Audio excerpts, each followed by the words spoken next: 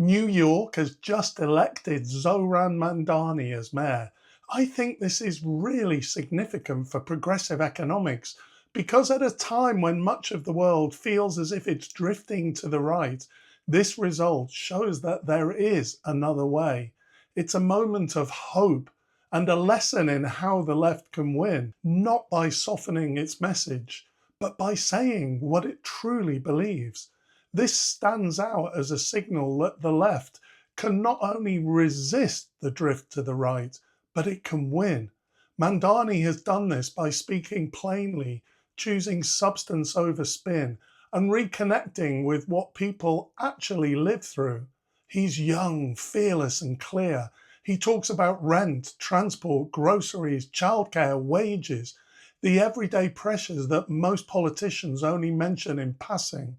He's not hiding behind focus groups or corporate donors. He's speaking directly to ordinary people, and they're responding. He says freeze rents, build homes people can actually afford, make buses free, open public grocery stores where the market fails, provide free childcare, and raise the minimum wage to $30 an hour by 2030.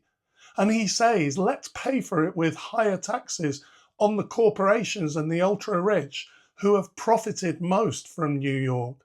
These are not radical fringe ideas. They're extremely popular policies. And look how he communicates. Short, clear sentences, no jargon. He speaks truth with conviction, and that's why people relate to him. He's not trying to please everyone. He's offering something real. What's striking isn't only the proposals, but the tone. He's not vague. He says people can't afford their rent. They can't afford their groceries. They're being pushed out of the city that they built. That kind of conviction is rare in modern politics, especially on the left, which often apologizes for being radical instead of owning it. Mamdani adopts a much more straight-talking approach. He says, here is what we will build. Here is what we will fix. I saw a clip where Mamdani was asked why conservatives should vote for him. His answer was brilliant. He said, they pay rent too. Many conservative voters are not rich. They face the same pressures as everyone else. Rent, groceries, childcare, transport. What a great move to invite them in rather than push them away. It's an act of confidence and empathy. It says this isn't left versus right. It's the majority versus a tiny elite that's been profiting from everyone else's struggle. That's how you build a movement. Of course, the billionaires hate it. They've thrown millions into campaigns against him. There's been fear-mongering, smear stories, the usual talk of unaffordable promises. But it didn't work, because when people hear a message that makes sense in their daily lives, when they see someone standing up for them rather than pretending to be neutral, they respond. Of course, he does face a wall of opposition. Established interests, real estate, big business, they are uneasy. Critics call him a communist. They say the funding is murky, that the tax hikes will chase out capital, that the ambition is unrealistic. Contrast that with what's happening in Britain. The Labour Party has become so obsessed with not being seen as extreme that it's stopped saying anything bold at all. It's spent more time telling us what it isn't than what it is, and as a result, it's lost its emotional connection with ordinary people. Mamdani shows that it doesn't have to be that way. For the left, this offers a new progressive economics playbook. Stop trying to sound normal. Start connecting to real material life. Choose key flagship policies that people feel when they wake up in the morning. Rent, food, transit, childcare. Communicate them clearly. Say how you'll pay for them.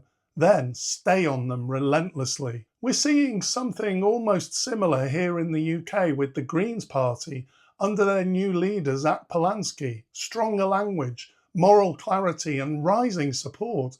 The pattern is clear. Courage and clarity are winning ingredients. People aren't crying out for moderation. They're crying out for meaning. Mamdani's victory shows what's possible when the left speaks with heart, intelligence and conviction, when it dares to name the problem, that the economy is rigged for the wealthy, and proposes real solutions that make life fairer for everyone. He's shown that voters will back good ideas when they hear them and when those ideas feel personal.